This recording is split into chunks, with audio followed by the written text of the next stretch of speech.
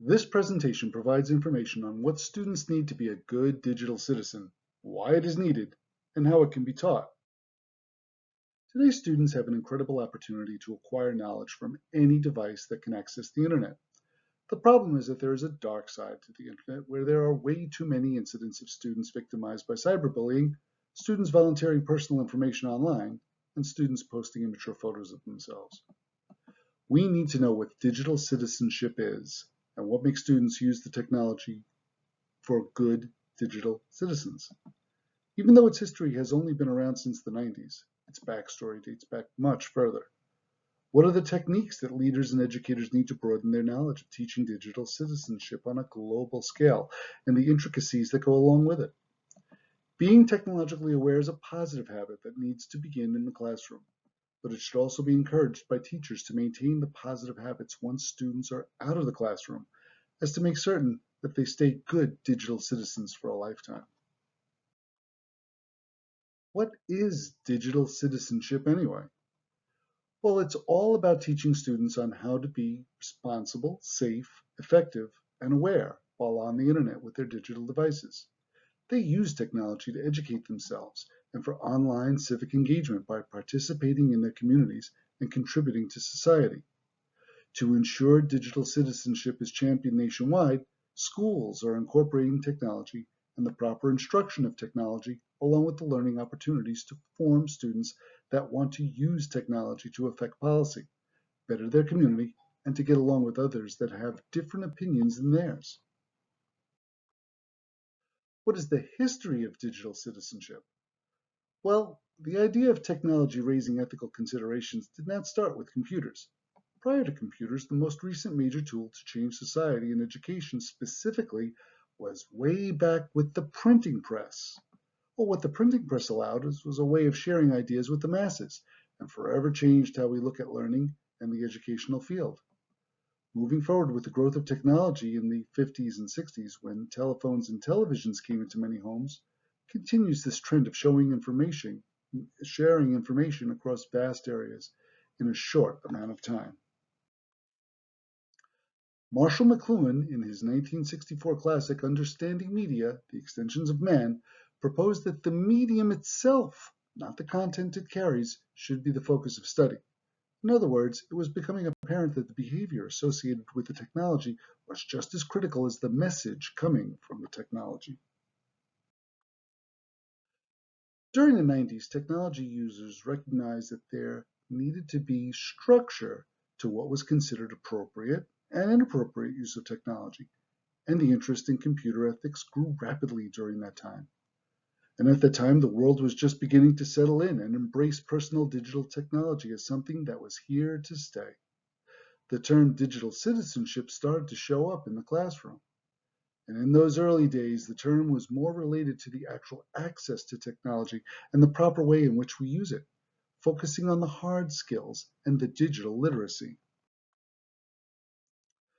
According to Dr. Leanne Lindsay, the owner and principal consultant of EdVolve, narrates the digital citizenship evolution as this.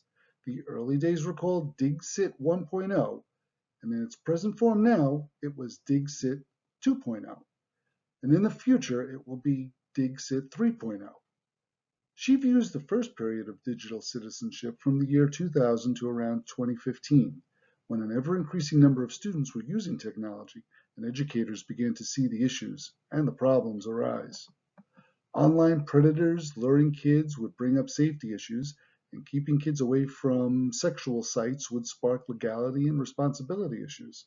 So DigCit 1.0 is considered reactionary, and the primary goal was to keep kids away from the bad stuff.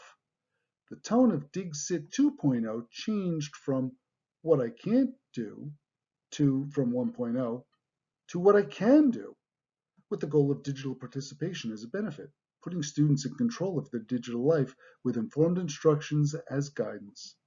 The focus on responsible use expanded to technology use, aligned to value and ethics. DigCit 3.0 looks forward to a new way of viewing technology and our ever-evolving relation with it. The wonders of technology are amazing. There are an endless amount of information found on the internet that can be powerful and exciting. But there are risks that come with technology. Everything from cybersecurity threats that can jeopardize personal information or an entire identity to false or illegal information, hate speech, and sexual content on the air, online. To be uninformed, to the uninformed, the internet can be a hazardous place. According to LexisNexis Risk Solutions, the number of digital transactions has increased over 42% year over year, and 60% of those transactions happened over a mobile device. And with it, there was a 48% increase in fraud attacks in those mobile transactions. With more and more transactions happening over a wireless device, the increased attacks were destined to increase as well. Cyberbullying has been an increasing problem. According to the team at security.org, who studied parents of children between the ages of 10 and 18, they state that 21% of those children have been cyberbullied, with 56% of those reports occurring between January and July of 2020. The reason they theorize is the upward trend was caused by the increased time spent online during the COVID-19 lockdown. As of January 2020, 44% of all internet users in the United States say they have experienced online harassment, with the most prevalent type of online harassment being offensive name calling, which made up of 37% of all instances. Something that is instrumental in the practicing of good digital citizenship is having a healthy awareness of something called emotional intelligence, which can make us all a better communicator in the digital environment. In Emotional Intelligence, What It Means for Kids, author Peg Rosen explains emotional intelligence as the ability to be smart about feelings, as in our own and in other people's. It involves being able to notice, understand, and act on emotions in an effective way.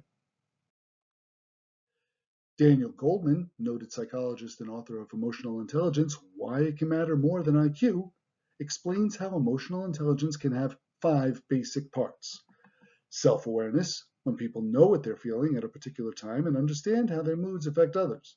Self-regulation, when people can control how they respond to their emotions. They consider possible consequences before acting on impulse. Motivation, when people can accomplish goals in spite of negative or distracting feelings that they may be having. Empathy, when people can understand how others feel. And social skills, when people can manage relationships, they know what kind of behaviors get a positive response from others.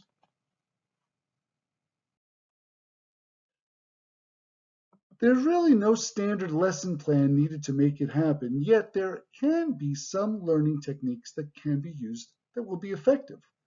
One of the most useful methods to teach digital citizenship is through blended learning, which mixes traditional learning experiences with online and mobile technology. Blended learning is the combination of 2 separate learning and teaching models, traditional face-to-face learning system and distributed learning system, with emphasis on computer-based technologies. Digital citizenship has many topics linked to it that can be openly discussed, like freedom of speech, or how technologies affect the user's mental, emotional, social, and physical health, which can be categorized as digital well-being. Being overly connected to technology can cause psychological issues like distraction, narcissism, instant gratification expectations, and maybe even depression. The research on the harms of cyberbullying continues to grow, and so does the evidence that finds that goes across all groups. Youths who are victimized online fare worse compared to the youth who do not experience victimization. Students of all ages tend to be glued to their devices, yet most are not adept to using technology to solve problems. What is worse is that most are unaware that their low skills are putting their future opportunities in jeopardy. The myth is that using technology often means that it's being used well. This is where digital literacy needs to be addressed. It has been described best as a multidimensional concept that includes a range of skills, from technical use of digital device to cognitive processing and communication skills of interacting with others online. Discussing digital literacy with young people will have them better understand how to use the technology and fulfill its promise as an integral part of human productivity, creativity, and invention. Digital citizenship is not something that just happens in students and young people. It is a technique and a skill that needs to be actively and systematically taught. Preparing a generation of digital citizens is the most important thing we can do to ensure a democracy for the future.